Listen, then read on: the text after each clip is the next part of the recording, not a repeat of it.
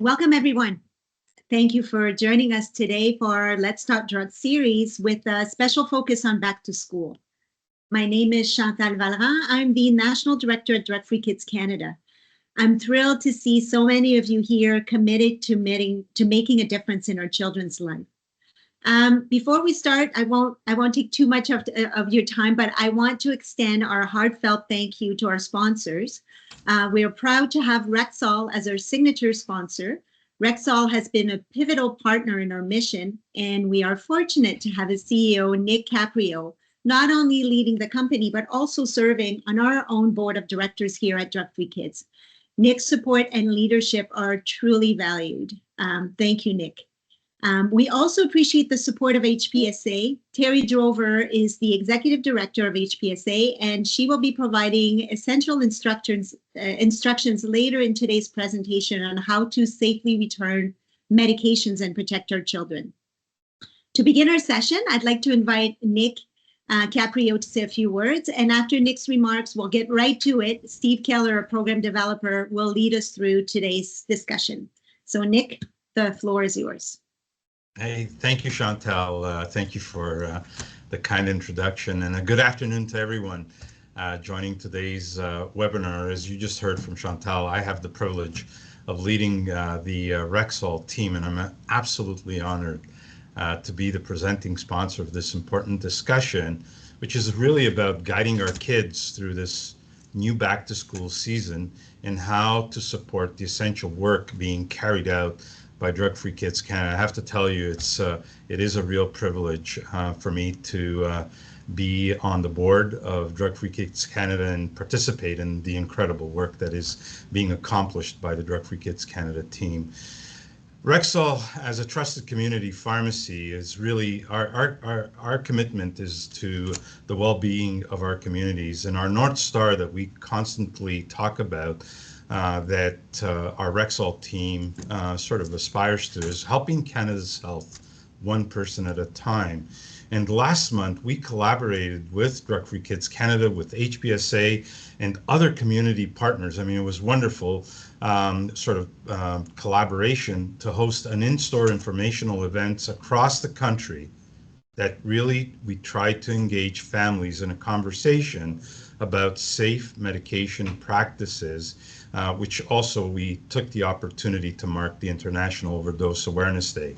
So we joined arms then, and I am really proud to do so again today with this webinar, which we hope will offer an opportunity to learn more about the mental health challenges that affect our children and youth and their families. I mean, it's impacting all of us, and especially at this time as individuals are returning back to school, and more importantly, how can we support them?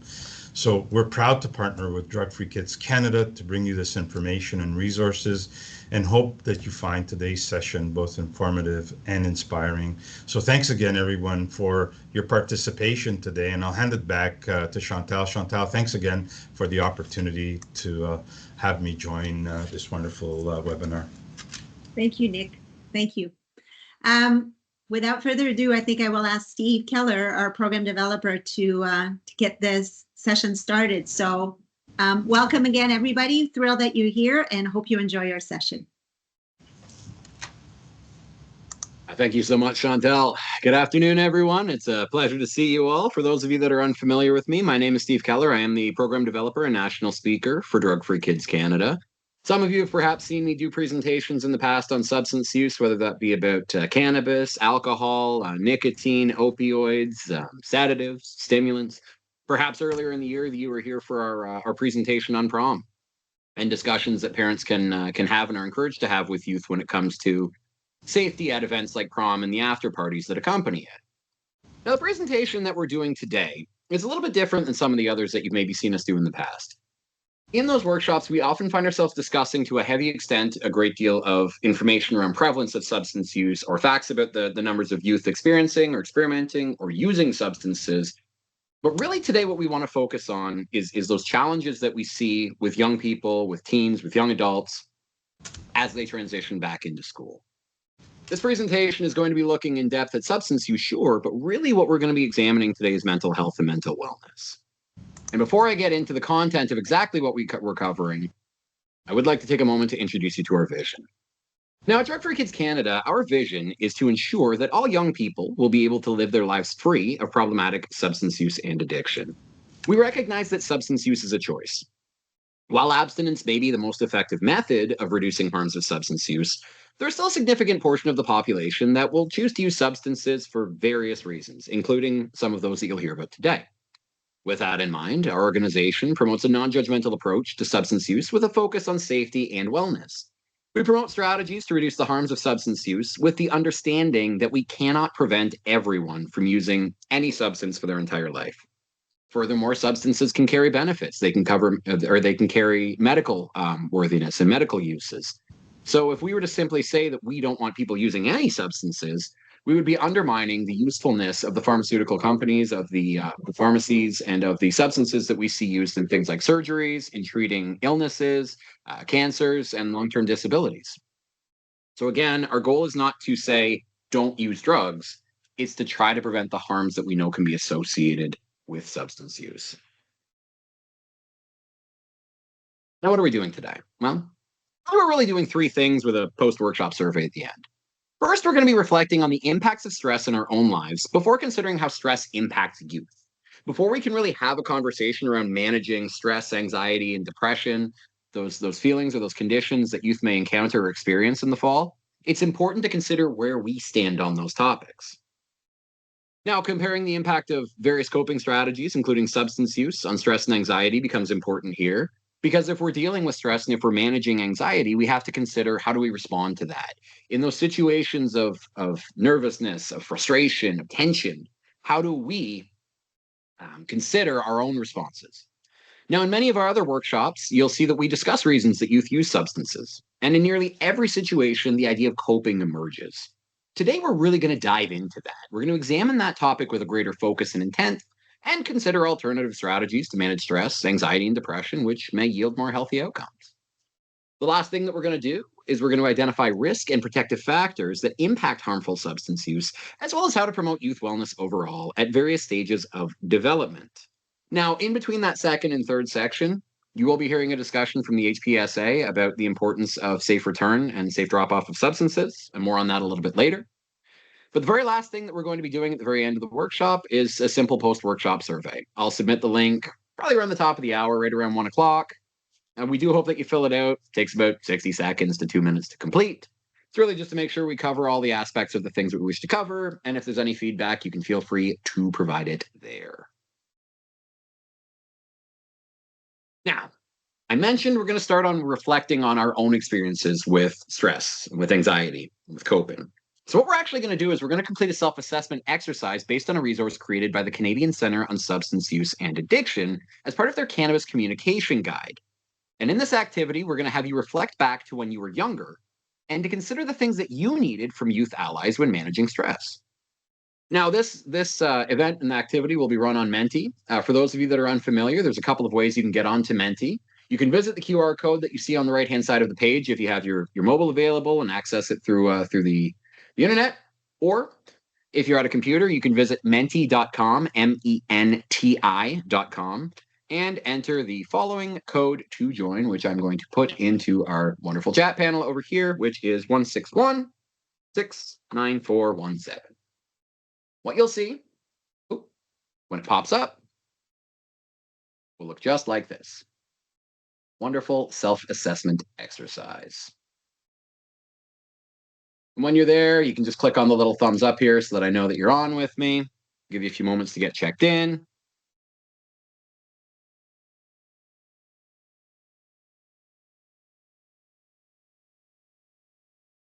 I see a lot of thumbs coming up here. I feel like many of you have used Menti before.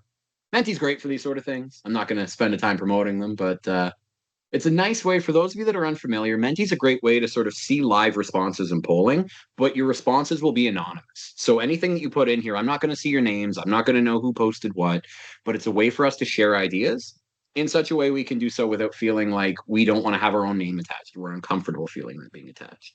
This gives us a little bit more privacy. Okay.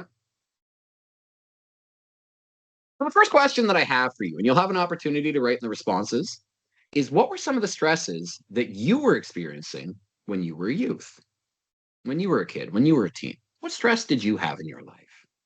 And Menti will give you the option. You can write this down in the response panel. Maybe it was something related to school. Maybe it was something related to friends, to family, relationships, work. What stressors were you facing? And you'll see it's populating on screen. Feeling less than, we see school, we see family. You'll also notice that the words that are larger are the words that pop up more commonly. So we have relationships, we have friends, we have friendship, we have COVID. Absolutely. We have family trauma, we have peer pressure, pre-existing alcoholism in the family, getting good grades, working well in school. When we talk about stress, when we talk about what's on someone's mind, the reason I like showing this to start is it's worth noting that stress is not just one thing. And the things that we may consider to be small for other people could be much larger.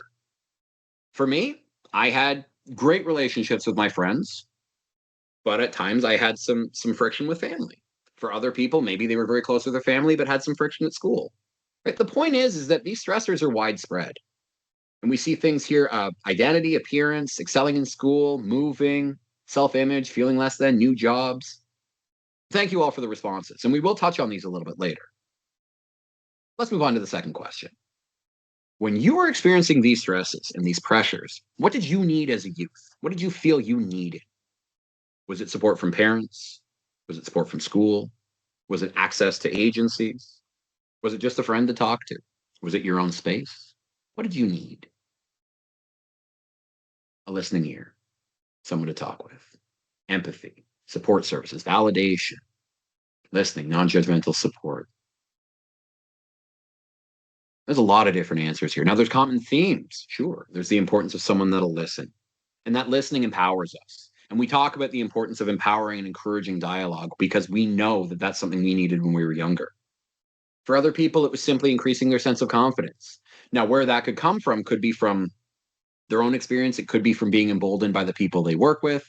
It could come from being supported by the people we work with. For some, it's simply their own space. But you'll see that our needs are widespread. Less pressure from parents, having a shoulder to lean on. But a common theme of support comes up here. And for many of you that are listening today, we have a great deal of service providers here. We have a great deal of care providers here. We have a great deal of clinicians, specialists. What you needed when you were younger are the roles you fill now. And I want to take a moment to say I appreciate and I admire the work that many of you do. So it's good to see that where you're working is addressing a need that existed when you were young, and it still exists today. Next question. How do you manage stress and anxiety in your personal life? Quite often when I do presentations, and I've asked this in the correctional centers, I've asked this of the federal government, I've asked this of peers, I've asked this of students, I've asked this of teachers, I've asked it of anyone in between. When we talk about coping, I talk about how many of them have had a bad day, and I say, what do you do in response? How do you manage a bad day? And that question comes up here. How do you manage your stress and your anxiety in your personal life? We see talking to a friend. We see playing with the dog, playing sports. I see wine on there. I see walking on there. I see crying on there. LOL. I like the ironic juxtaposition there, by the way. My cat, exercise, talking to a friend, making art, meditation, eating well. What you're seeing in these responses, we refer to as coping mechanisms or coping strategies. And a great deal of the first third of this presentation is going to look at those today. So the fact that we see so many of these come up is a great thing. Sometimes someone might look at a list like this and say it's overwhelming. It almost should be. The more coping mechanisms we have, the more strategies we have to manage stress and anxiety, the more likely we are to better face them. If we only had one coping strategy, let's say our only coping strategy was going for a walk. What if you're driving somewhere? What if you're a passenger? Maybe you get stressed out, you can't walk somewhere. What if your coping strategy is treating yourself, having a snack? Now, if that's the only strategy you have, if I have a Big Mac to treat myself when I'm feeling stressed out, that's one thing. But if every single day I feel stressed and I choose to go and have fast food, well, my health is going to change. So we have to have a varied response to stress and anxiety. So the fact I see a large list here is a good thing, and I'm glad to see it. Next question. It's two more. What type of relationship do you have with substances based on your experience and the experiences of those you care about? Would you classify it as positive, as negative, or as neutral?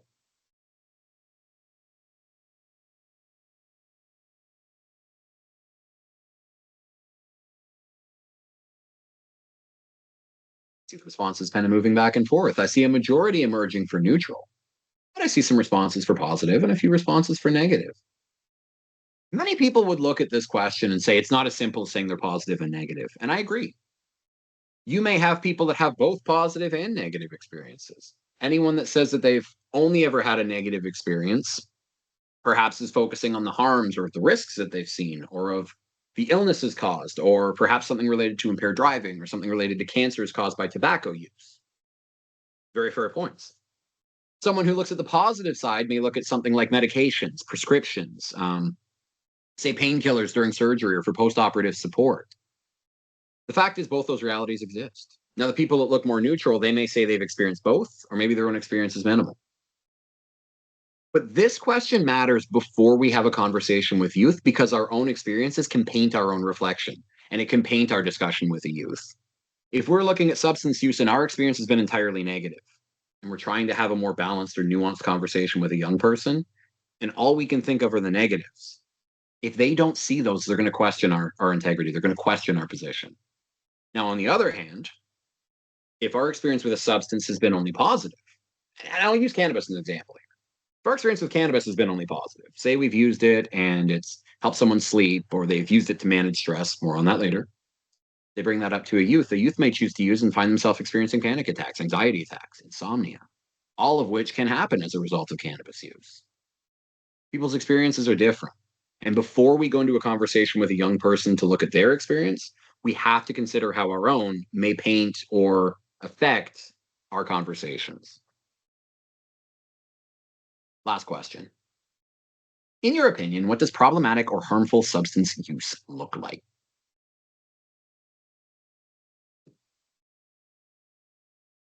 Not just what does substance use look like? What does harmful use look like? What does problematic use look like?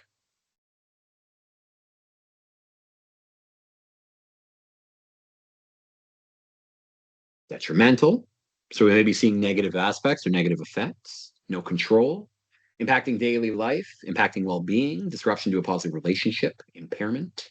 When it starts to interfere with everyday life, struggling to cope without it, interfering with daily activities, a lack of awareness.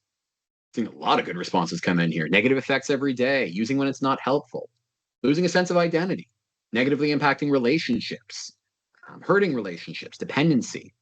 So we're seeing ongoing issues, recurring issues, and negative impact to our life. All right. Good responses. Thank you all. I do appreciate this. The reason I like to ask this question is that what problematic substance use could look like for two different people can be completely different. For one person, single use of a substance could carry significant risk. I'll use fentanyl as an example. We understand there is an ongoing crisis in response to overdose, and fentanyl is an example of this. Even 2 milligrams of fentanyl is enough to kill a human adult. You could have someone that uses once and experience very adverse effects.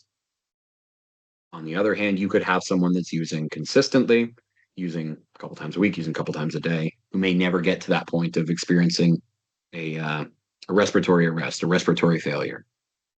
Harm can look different one person to the next. It could be from years of consumption in more serious or stronger substances. It could be from something very short. But it's where we see negative aspects occurring and negative results occurring. Thank you. Now, let's move on. In the chat panel, you can provide responses to these questions that I have. You'll notice I like to use a lot of poll questions as I move along. And the first one is about youth mental health conditions. Which of the following is the most common mental health condition reported among youth? Is it schizophrenia, mood disorders, anxiety disorders, or depression? What do you think? And for this, you can feel free to pop it into the chat panel on Teams. I see anxiety, depression.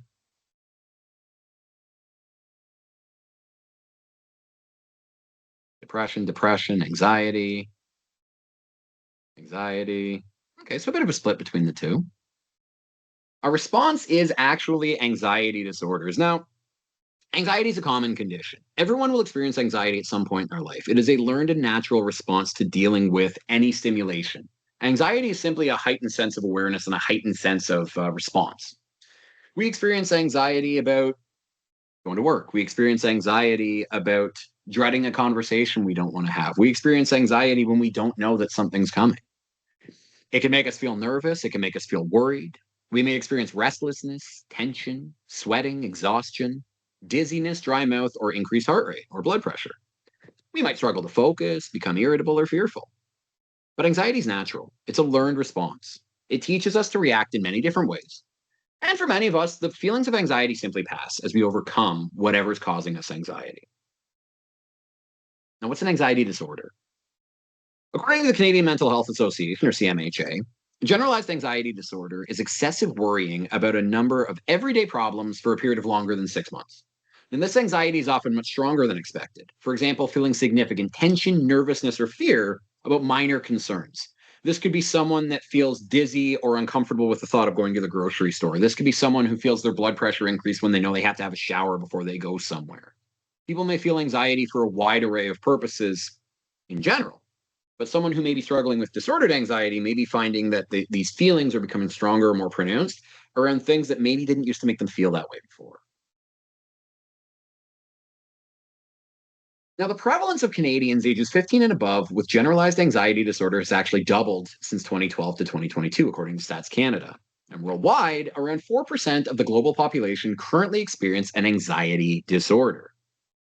Now, if we look in Canada between 2012 and 2022, this increase in anxiety was driven largely by an increase in youth ages 15 to 24. Now, females in particular saw a 3 times increase in this span. And what's worth noting is that youth under 25 were also more than twice as likely to report a substance use disorder versus the overall average. Furthermore, in 2020, it was reported that nearly 1 in 4 hospitalizations for children and youth age 5 to 24 were specifically for mental health conditions, with anxiety-related issues being most common. Now, CAMH, Center for Addiction and Mental Health, even reports that between 15 to 25% of Canadian youth experience at least one mental health challenge or illness before they turn 19. Now, substance use and mental health are inseparable. We mentioned that youth under 25 are more likely to experience mental illness, but they are also more likely to experience substance use disorder than any other age range. In fact, people with a mental illness are twice as likely to have a substance use disorder, and people with a substance use disorder are 3 times as likely to have a mental illness versus the general population in both cases. So we know that there is a link worth noting between substance use and mental health.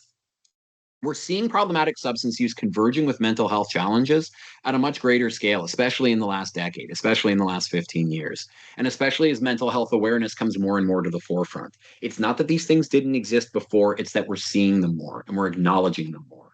And increasing that awareness becomes all the more important in responding to them. Now, I mentioned anxiety disorders and issues with anxiety are the most common sort of mental health issue that we see young people experience. But anxiety and stress can affect anyone. And when we think about it and we think about what we do in response to anxiety, we have to think about coping. Consider the self-assessment piece that we did a little while ago. One of the questions that I asked you was, how do you manage stress and anxiety in your personal life? And we saw exercise, playing with pets, we saw going for a walk, we saw napping, someone said wine, we saw crying. All of those different things that we talked about are what we know as coping mechanisms or strategies. They describe the things that we do in response to the challenges in our life. We use them to manage stress, reduce anxiety, and overcome difficult emotions. We can see them as being behavioral, which is where we take action to actually try to reduce our stress. There's cognitive strategies that change how we think about a situation. There's the emotional strategies that we do, whereby we try to mentally stimulate ourselves with activities that we can turn to in response to stress, with the goal of trying to change how we feel from a negative state, which is nervous or distressed, to more positive, being focused or calm. And finally, we have active strategies. This is where a person directly faces what is causing them stress. At this point, we try to accept the impact of the trauma or the hardship and take action to improve our state. This is not simple. I am not saying this because it's simple. It's very difficult. It sounds easy, but in practice, it's quite challenging. Now, coping strategies are a normal response to feeling overwhelmed. We don't want to feel overwhelmed. We look for ways to reduce our negative feelings. And if they work, we keep these strategies for future stress. Say, for example, if you have a bad day and you eat a bowl of ice cream and you feel better. Now, the next time you feel stressed, are you going to have ice cream again?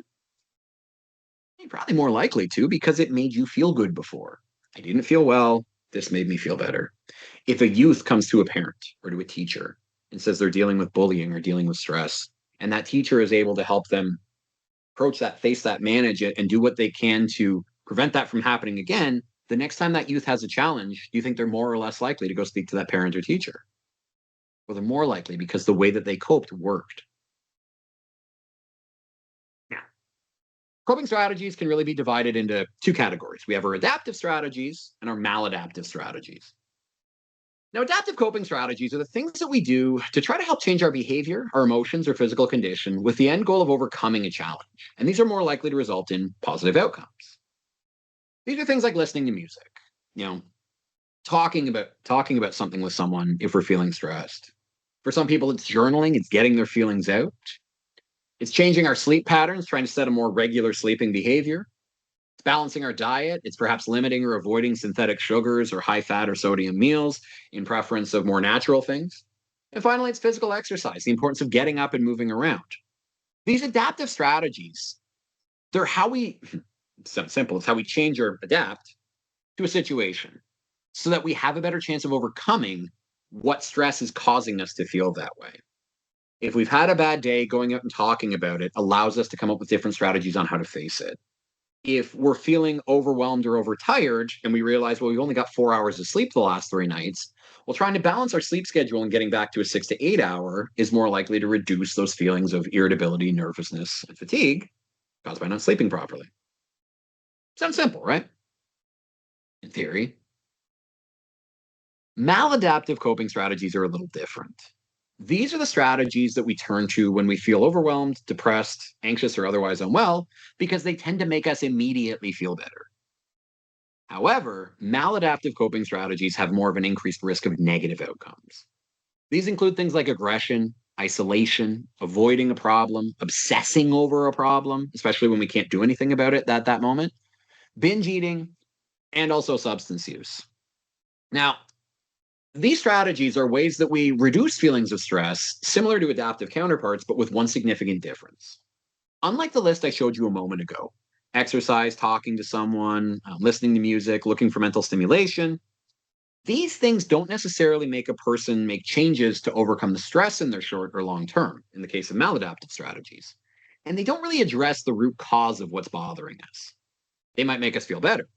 But many of these strategies actually tend to worsen our overall health and wellness in the long haul, including both anxiety, stress, and depression. Now, if we focus on substance use and coping, now please note, the next few slides we're going to be talking about substance use. And today's presentation is focused on stress, anxiety, and coping.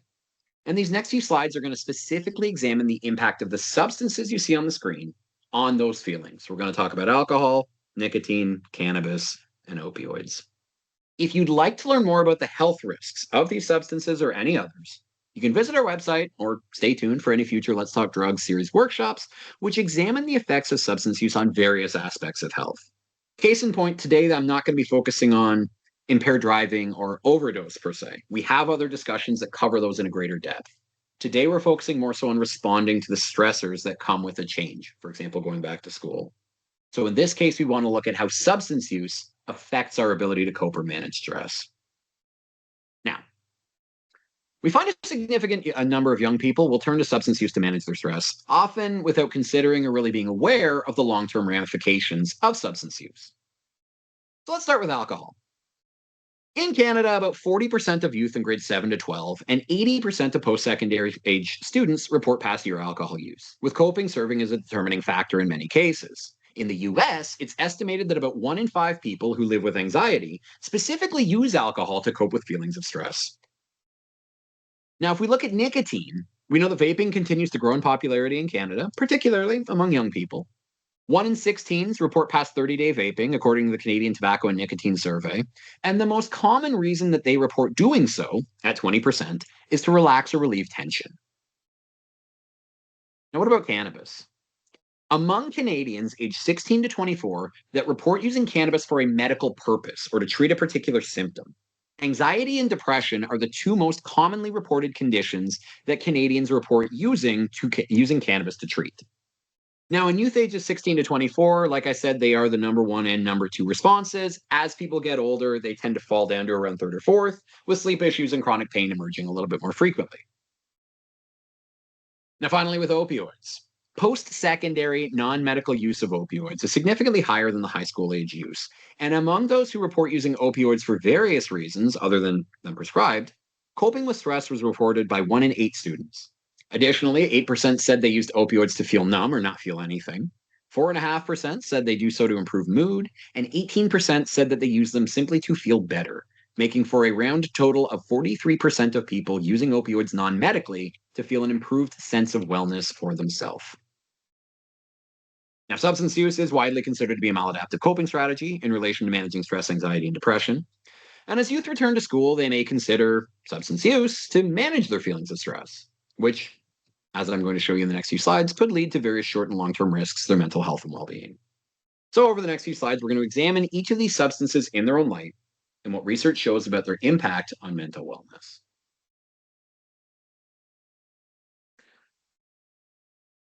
Using alcohol or drugs can cause feelings of stress and anxiety to increase or decrease. What do we think? Increase? Increase? Increase? Give you a few more moments to think about this one. I see a lot of votes coming in on increase, increase, increase. Both. Interesting.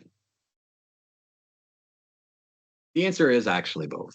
Now, these substances are commonly used as coping mechanisms because they can alter a person's state of mind. It can help them feel relaxed, euphoric, and by extension, less stressed or anxious. If they only caused an increase of stress, we wouldn't turn to them to manage stress.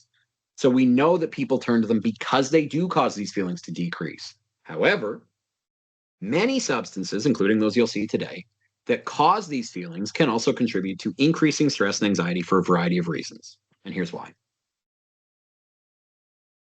To understand the impact of substance use on stress, we have to understand its impact on the brain. Now, the brain has various chemicals that sort of pass messages along between the brain and the body that trigger various physical, mental, and emotional responses. These chemicals are known as neurotransmitters.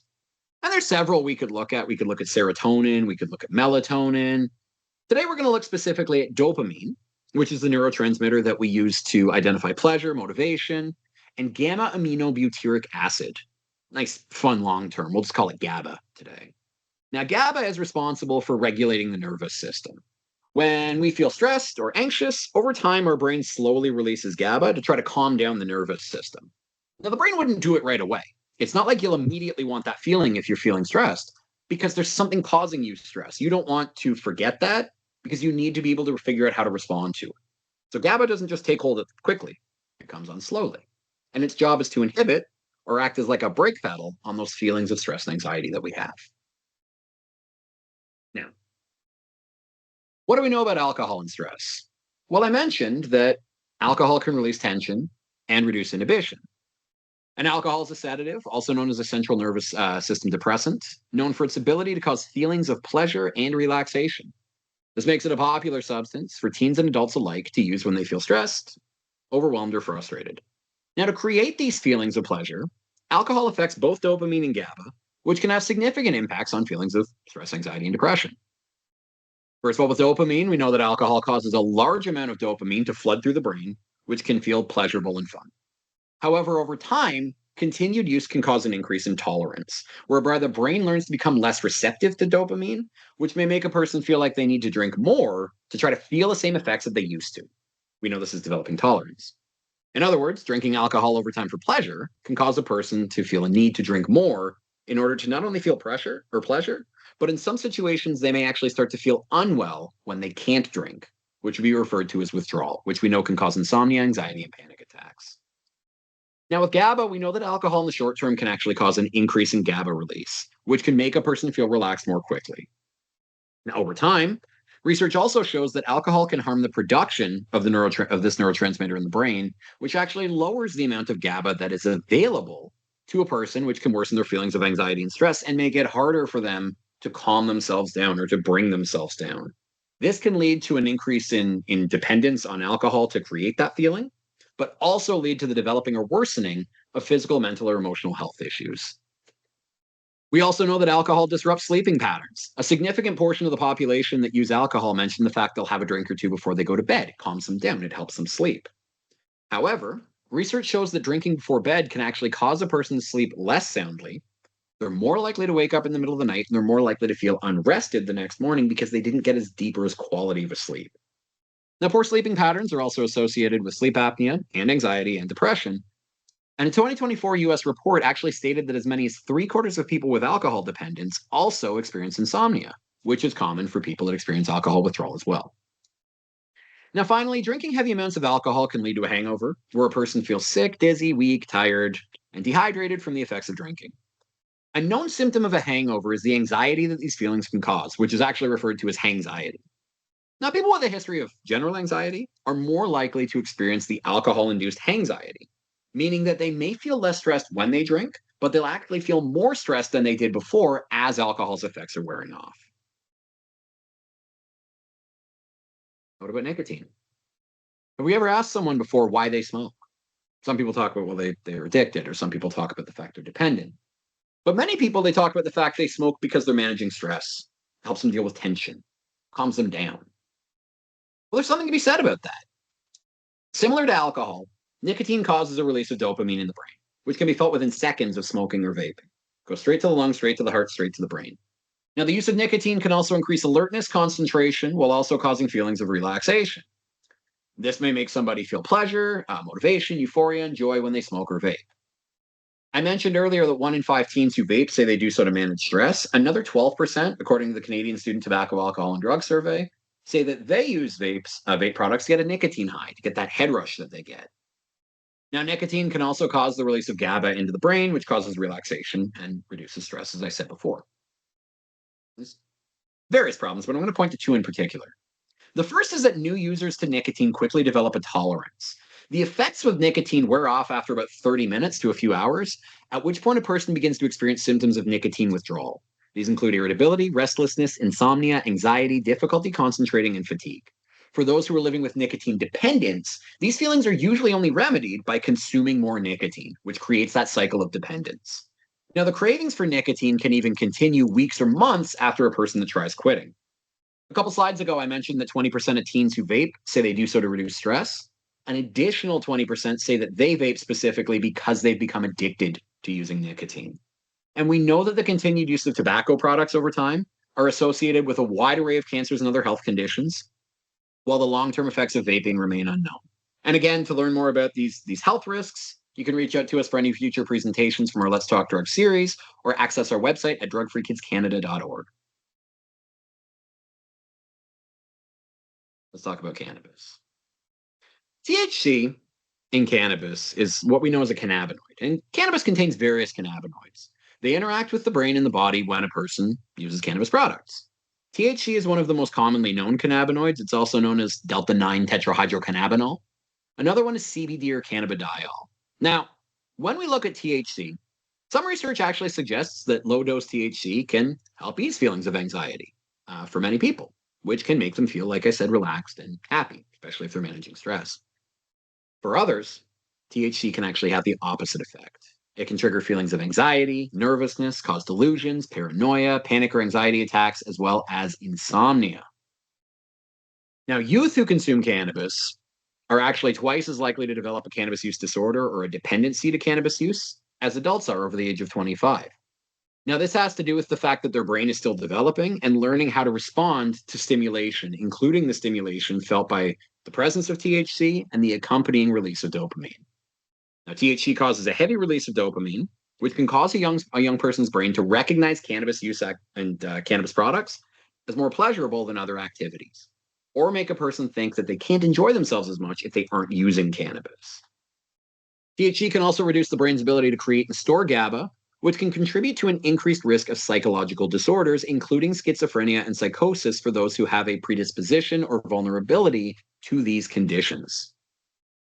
Now, it's also worth noting that while low-dose THC may support individuals who are struggling with anxiety, the available evidence to date does not actually support the use of cannabis to treat mood disorders, even though half of teens and young adults who report using cannabis for medical reasons say they do so to manage anxiety and or depression.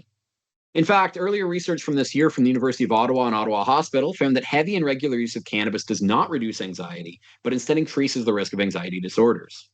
In fact, Canadians who visited emergency departments due to cannabis use between 2008 to 2019 were 4 times more likely, when considering confounding factors, they were 4 times more likely to develop a new anxiety disorder within 3 years than the general population, and they were 4 times more likely to be developed or to be hospitalized due to an anxiety disorder. And this risk was actually higher among people between the ages of 10 and 24. And finally, let's talk about opioids. We know that medical opioids were prescribed to 1 in 8 Canadians over the age of 15 in 2019. Their use is primarily to reduce feelings of physical pain and treat pain, but they can also have a euphoric effect. They can make people feel good.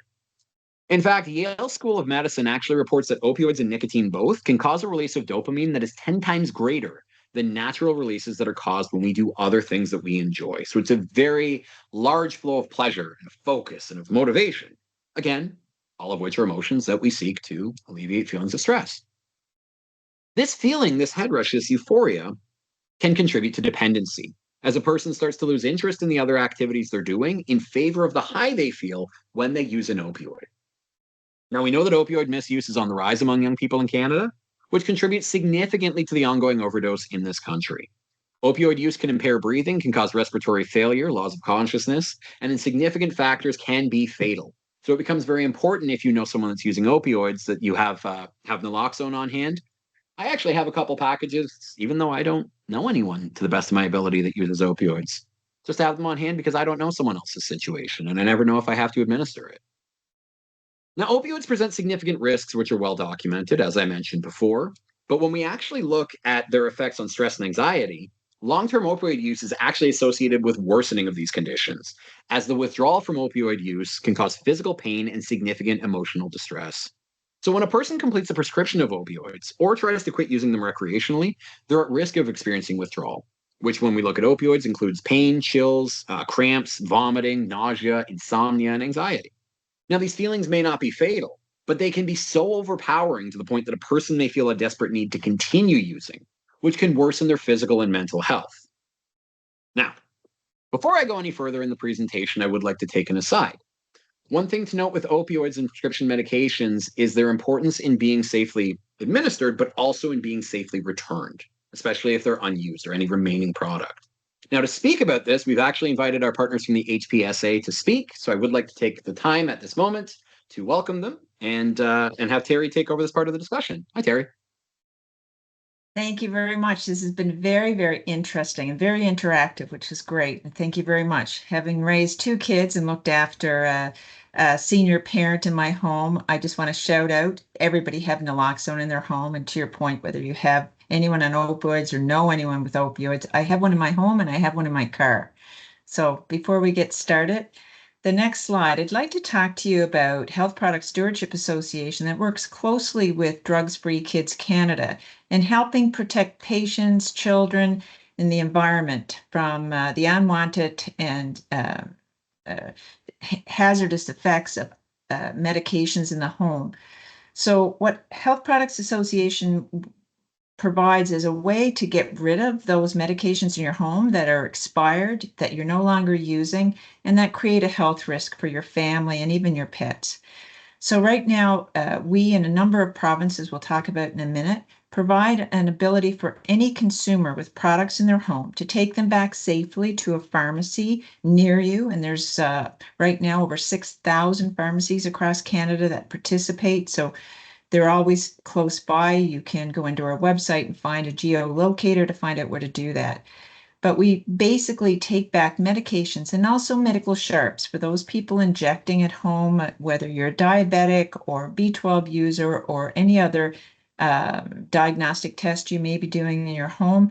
We want to encourage you, when you have those medications and sharps in your home, to keep them safe, keep them locked. And actually, an interesting point, most people keep their medicines in the medicine cabinet, which seems to make sense, but that's usually in your bathroom, very humid. We recommend you keep them outside of the bathroom in a locked cabinet or in a container that's locked away from your children. And we also recommend that you check your medications even your over-the-counter and natural health products for the expiry date. And make sure every couple of months you check them. If they're expired, we need to get them out of the home. And please don't accept that even natural health products, which seem very benign, taken in large enough quantities can be toxic, especially to young children. If we can move on to the next slide.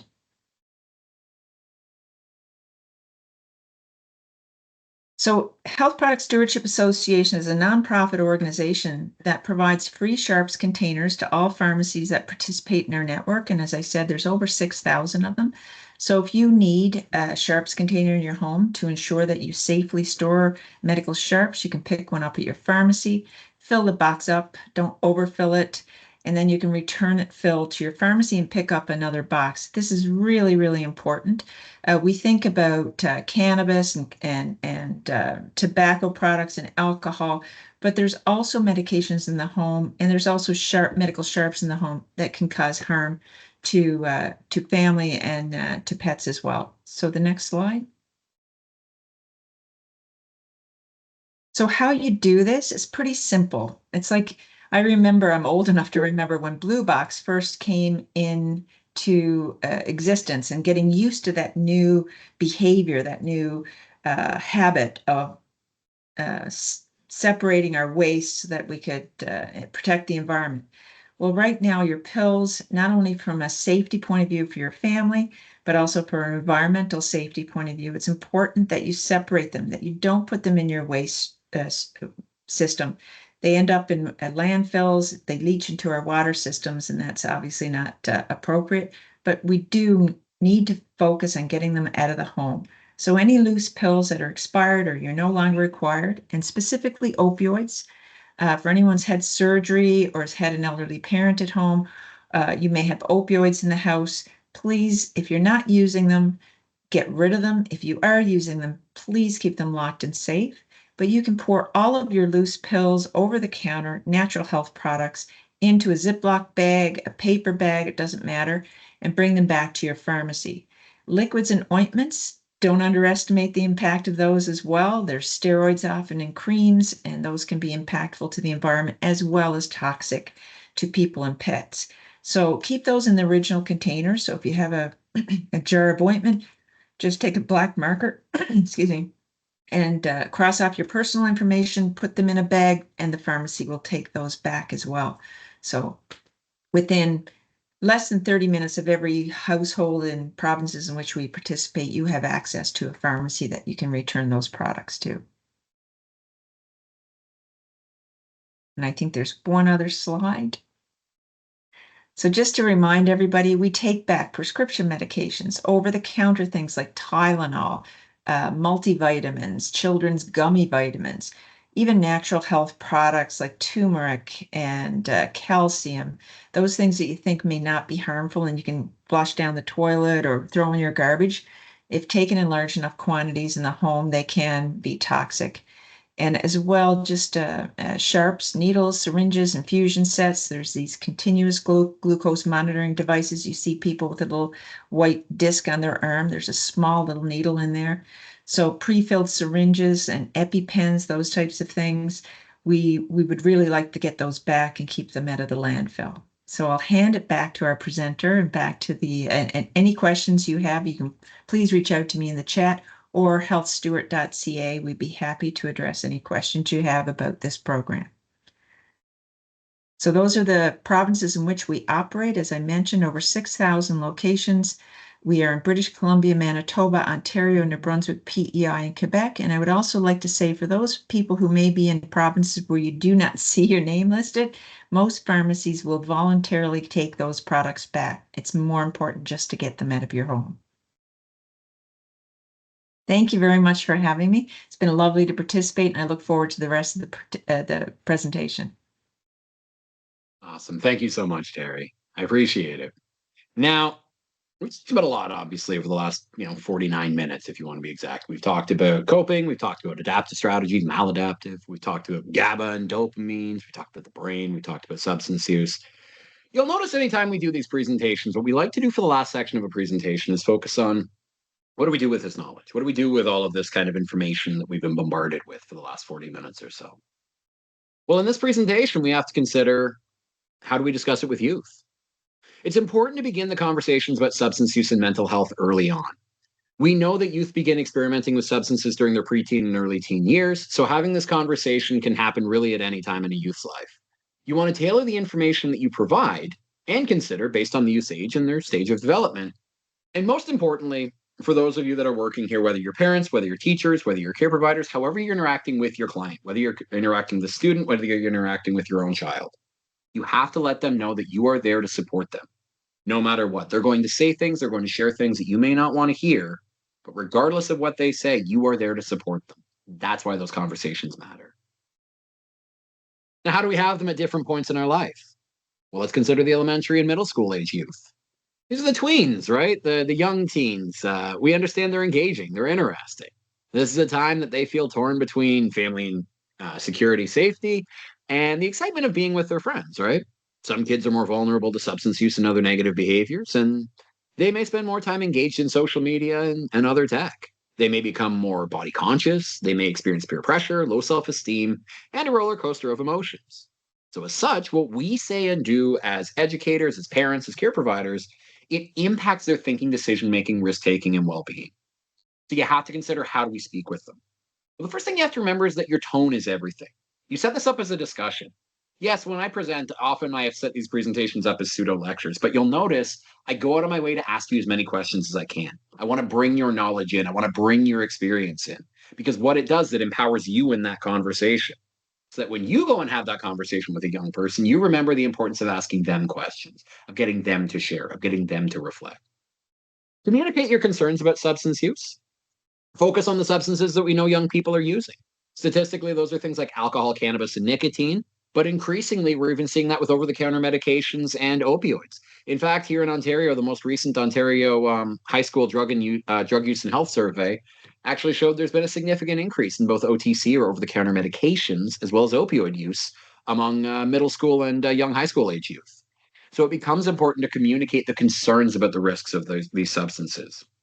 Now, in order to do that, you can educate yourself. You can check out our website. But really what becomes most important as well is avoiding fear tactics. Earlier, I asked about people having negative or positive experiences with substance use. If we've had negative experiences, this is not to lessen those. This is not to say I don't acknowledge them. I do.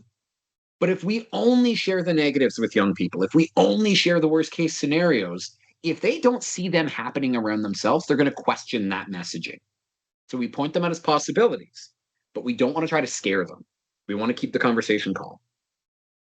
You also want to get to know their friends, celebrate their healthy choices, establish clear rules, and find healthy activities to do together as a family. Now, what about our high schoolers? Well, this pivotal age is one of the most exciting and even more challenging times for parents. Teens are developing their own identity, their own individuality, their own dreams. They're defiant, they're social, they're passionate, they're becoming more independent. They still need you, but they're becoming more independent. They may be passionate about a cause, an educational endeavor, a sport, or anything else that interests them. So again, it becomes important, if you're talking about substance use and mental health, keep calm. Avoid fear-mongering. Pick a time that you're together to bring up the conversation. Express your concerns in a non-judgmental way, and discuss the risks of substance use and recreational medication use, whether that's cannabis, whether that's opioids, whether that's fentanyl, whether that's alcohol. You have to point out the risks. Again, not to say the worst will always happen, but to identify that it can. Again, you still want to get to know their friends and their interests, because those will have changed from the time they were 10 until the time they were 18.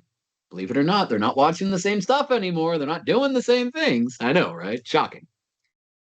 But you also want to encourage volunteering experiences and pursuing job opportunities to get them engaged with their community. You want to work together to develop strategies to help them get out of risky situations.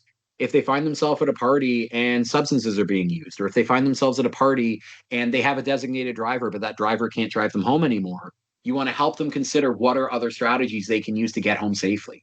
If they feel uncomfortable in a situation, do they feel comfortable asking you for help and asking you for support, and how they can do that? And if it's not you, who else do they feel comfortable speaking with? You can work together with them on that. Now, finally, we have our post-secondary youth, our young adults, right? Now, helping them prepare for a healthy life after high school involves giving them positive guidance while promoting their independence. This age is far more likely to have experience with substance use, either themselves or someone around them. So you want to keep an open line of communication, let them check in.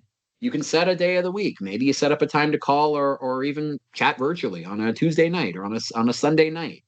If it can't be every week, then it can't be every week.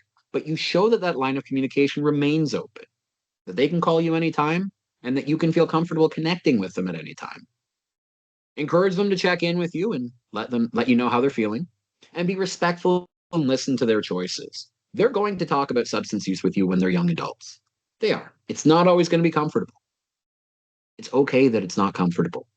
If these conversations were easy, you wouldn't be coming here today to chat with us.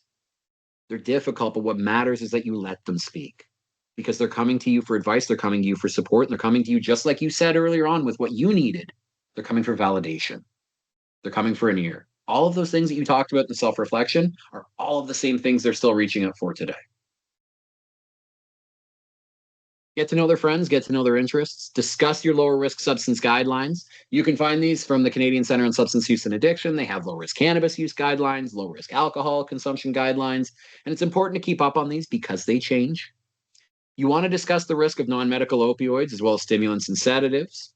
You also want to discuss substance impaired driving and sober options for travel. I mentioned it on the last slide, but that conversation still continues into post-secondary.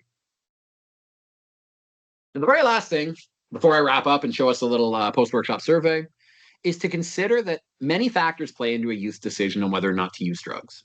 And these can be categorized into both risk and protective factors. Now, risk factors are the conditions that increase the likelihood of negative outcomes.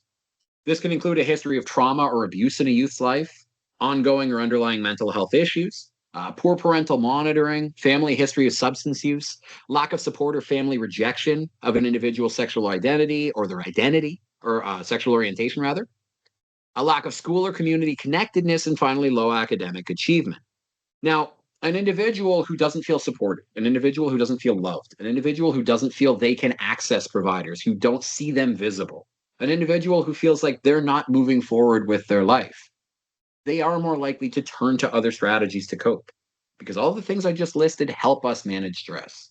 Being aware of our expectations, having a family that loves us, connecting with people when we know we can, getting in touch with intramurals and sports and programs. Those are protective factors. And what you see here are those risk factors, the lack of that support and security in a youth's life, increasing the odds that they could be experiencing substance use to a harmful extent. Now, the protective factors we see, meanwhile, are the conditions that increase the likelihood of healthy and positive outcomes. These include an engaging and supportive family, physical safety, social inclusion, community engagement, academic success, and access to supportive and collaborative social services. Now, it is worth noting that not everyone who only experiences more risk factors is going to use harmfully, and people who only see protective factors will not use harmfully. It's that these simply affect the possibility. They're not specific rules. They just are simply factors that can impact the odds. So how do we model protective factors at home? Well, as parents, we celebrate healthy choices. We look for activities to do together as a family. We encourage our child to take part in their interests, whether that's gaming with friends, whether that's going out to the movies, whether that's heading out for sporting events, concerts, whether that's getting involved with after-school programs, with sport programs, intramurals. Stay connected with them. Keep an open line of communication. Store your medications and substances that you're using in a secure manner out of reach of children and pets. It's always worth noting for pets as well. And most of all, support your child. You have these conversations because you care. Yes, there are times going to get awkward. Yes, at times they are going to be hard. But you're there because you support them. And the more you keep that in mind, the more you can keep calm in those conversations.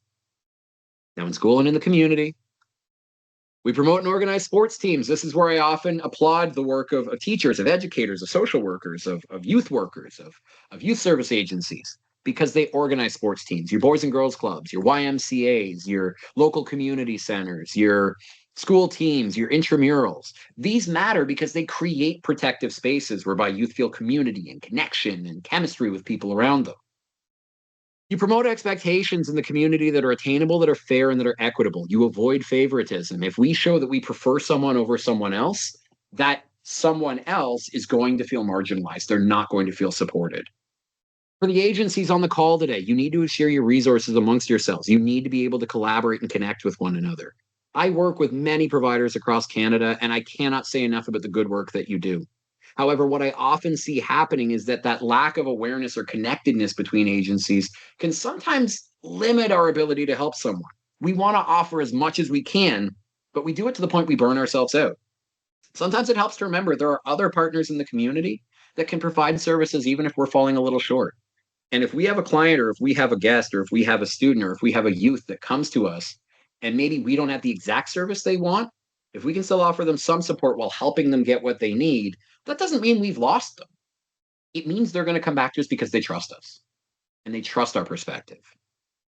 And finally, we encourage and promote unused drug drop-off and return to local pharmacies, and we encourage and promote the importance of following and encouraging for those around you the safe consumption of substances, setting limits, avoiding use or limiting use before the age of 25, and understanding and serving that role in a community of providing support for youth when they need it.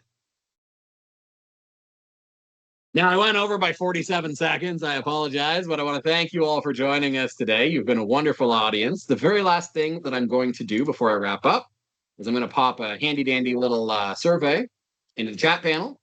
Please take a moment to fill it out. And yeah, at this point, we can open the floor up. If you have any other questions, you can let us know. Presentation is wrapped up at 1. However, we do have a block of time for the next little while if you'd like to stick around and ask anything. Otherwise, we want to thank you so much for joining us.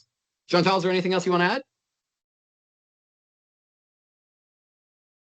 No, I think it was excellent. Thank you. I want to invite people to come to our website if you need further information or more resources on what we talked about. Also, if you need support at an individual level, we have the Parent Support Hub. That's a 24/7 chat box that's supported by TELUS Health. So we have mental health specialists who can help you free of charge. We also have a direct phone line that you can call. This is all confidential and free of charge and available to anybody coming through our website.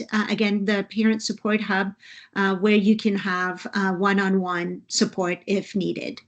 Other than that, I want to thank Steve for, again, a very rich, informative, relevant presentation today. Thank you to everyone who has come. I saw some questions again asking if this presentation is going to be available. It will be later on today.